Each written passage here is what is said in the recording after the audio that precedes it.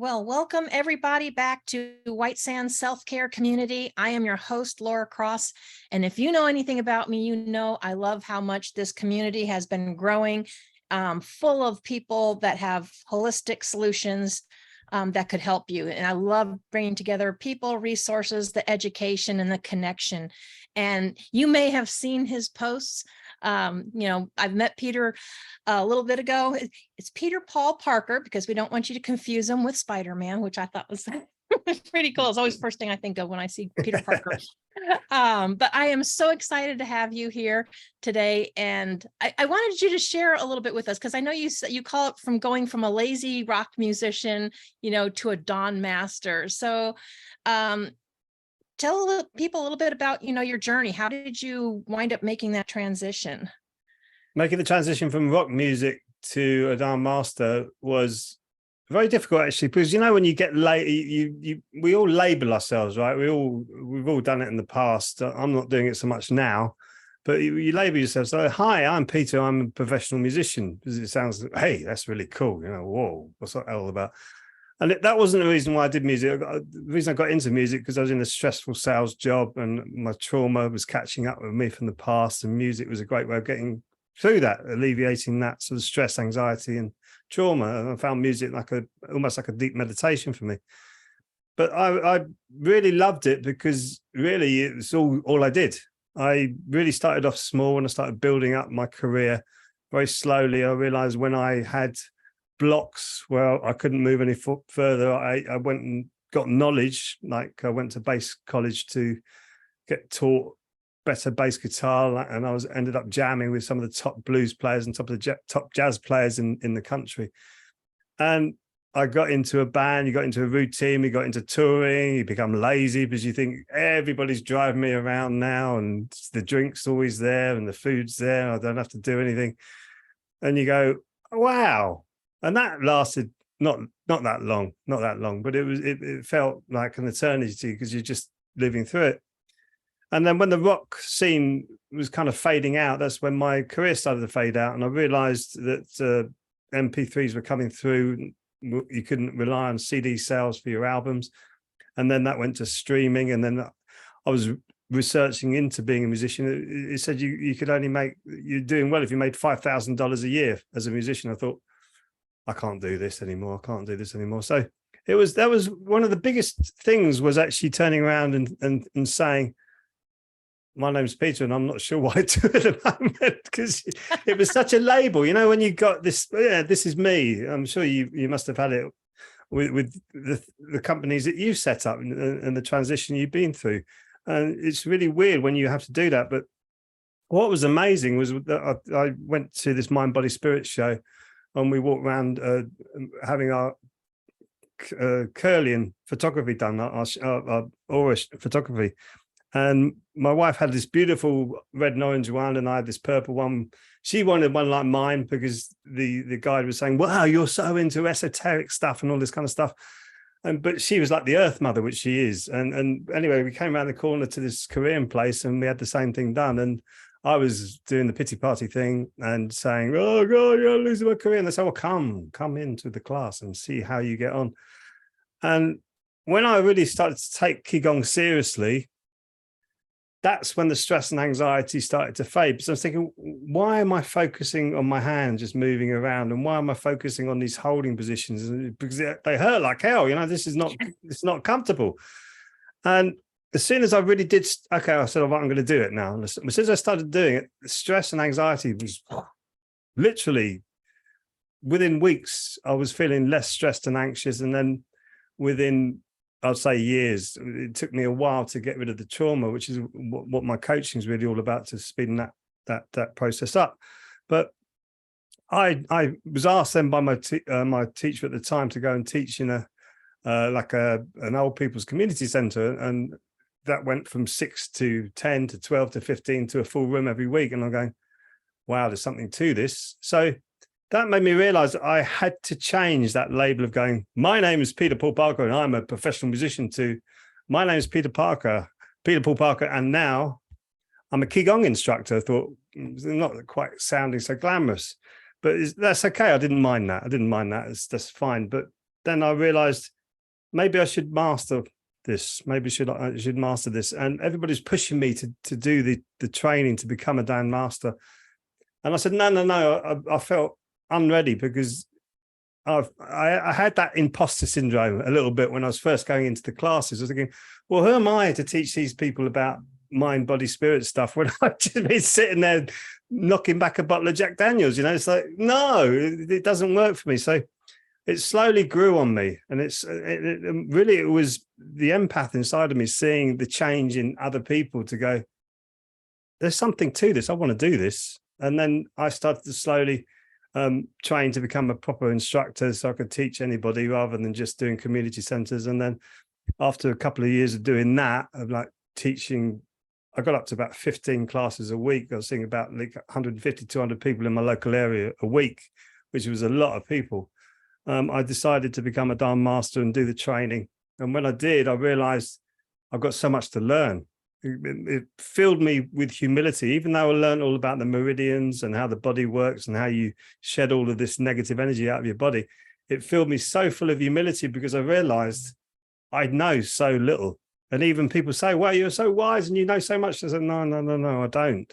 Because you realize how much you don't know as soon as you start to establish what you kind of are, which is we're like energetic beings having a physical experience. You go, well, I don't know anything about this, but you can get into it more. And when you do that, when you change your perspective, which is why I say journey inwards, succeed outwards, you change your perspective on that, life takes on a whole different meaning, and you're not so looking outside of yourself to try and find your healing. You're actually starting to look inside of yourself. So that transition from being a lazy musician to like a Dharma master. Now I get up at 6 a.m. and I do like at least 45 minutes of training just for myself before I do any classes or online coaching or anything like that.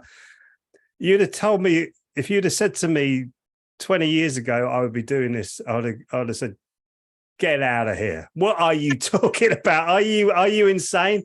But here I am. I think a lot of us are in that boat. It's all a journey. We've all done something. Like I said, no one wakes up and says, oh, I'm going to be this. I mean, you might try, but then you might realize it doesn't fit.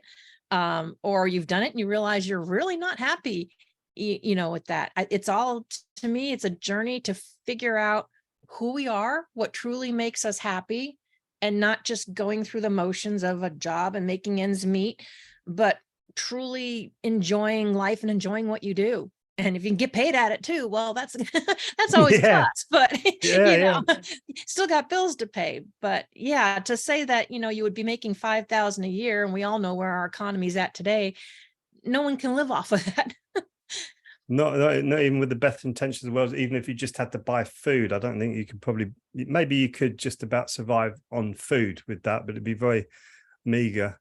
Oh, but yeah, what I do now is I love what I do. I mean, I just did a class this afternoon, so 40 people, and that was just truly incredible because they keep coming back week after week, and this is more of an elderly bunch again, but they keep coming back week after week, and I keep saying to them, I am so impressed with you, because you get people coming up to me and saying, I've had a back issue for 20 years, it's gone.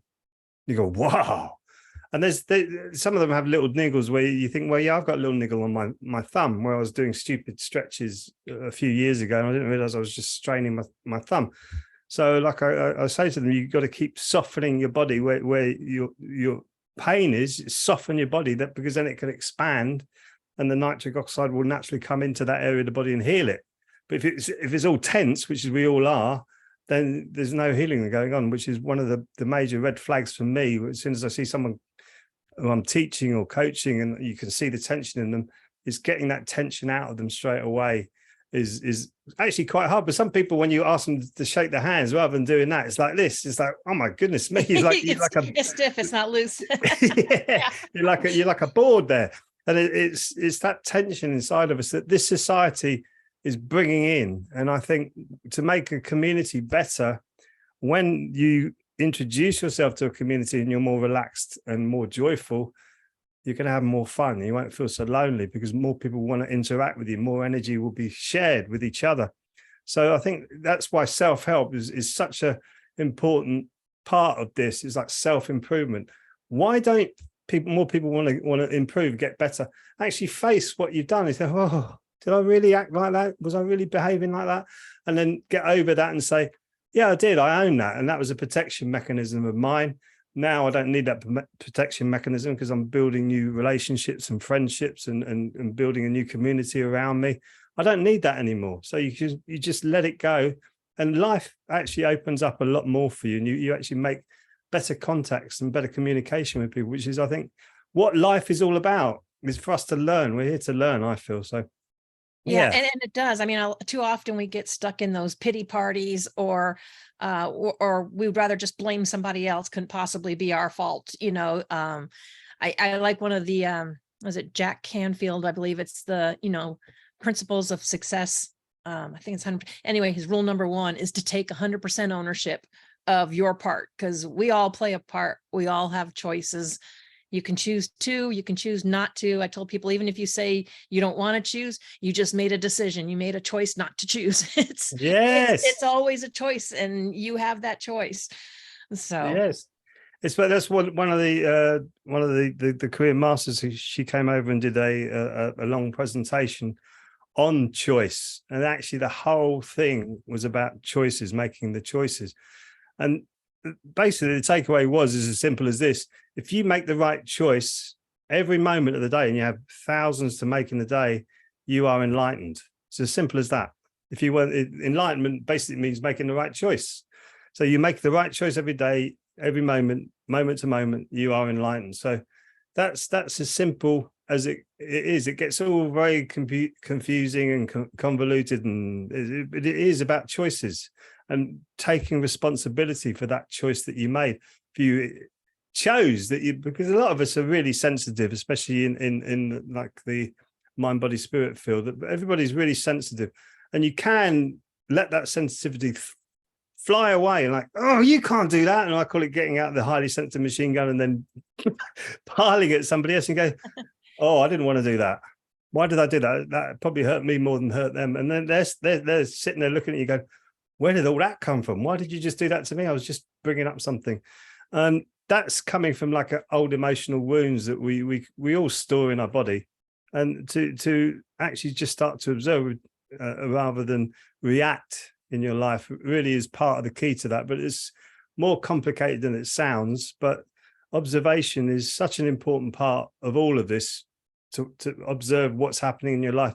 And then you can make the right choices to make yourself move in the right direction. Sometimes you need a bit of help with that. I did. I must admit that. I've had my sort of coaching through the years, especially through the Ki Gong, and it really opened up my eyes to all these different possibilities. So it becomes like a sea of possibilities rather than just, oh God, I've got to go to this job again. I've got to sort of work my backside off, and I'm only just about breaking even. This is really depressing. No, there's other opportunities out there. Even though people say, oh, you know, we're in a depression, all this, and the West is falling apart, there's still tons and tons and tons of money in the economy, tons and tons of money out there.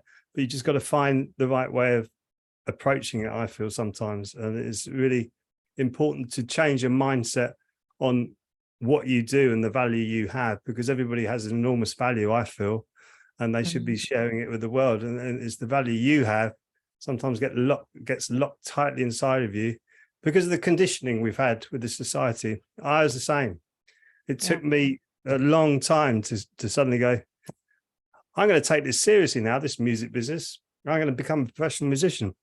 And it was a lot quicker when I decided to become a Ki Gong instructor, and a lot quicker to decide to become a Dharma master with it, because of the journey that I've been through and the experiences I had to actually change and transform inside of myself. So yeah. And I know we're going to be going into more detail on that on this coming Monday, because we do have you on Mindful Mondays with Laura Cross, and you're going to talk more about some of the trauma you went through, how you got over it, and what you really mean by flipping the pyramid. But for right now, which we definitely want people to tune into, but for right now, I know you're in the UK. Your classes and stuff that you do, though, you work with people as well online, right? They don't have to be in the UK. No. One of the class times is a bit difficult, but you can definitely do one a week if you wanted to get involved with the academy. But you have online classes, and also we have group calls and other things like that, where you can start to learn a little bit more about what other people are doing. We have guests, as you know, come onto our show and talk. And it's a very interactive healing experience, because Ki Gong is an enormous umbrella. It's an enormous umbrella of many healing modalities. And it really came from the 8th path of yoga. So there's parts of that in it, like the samadhi, which is like the what the Buddhists would call what's it called?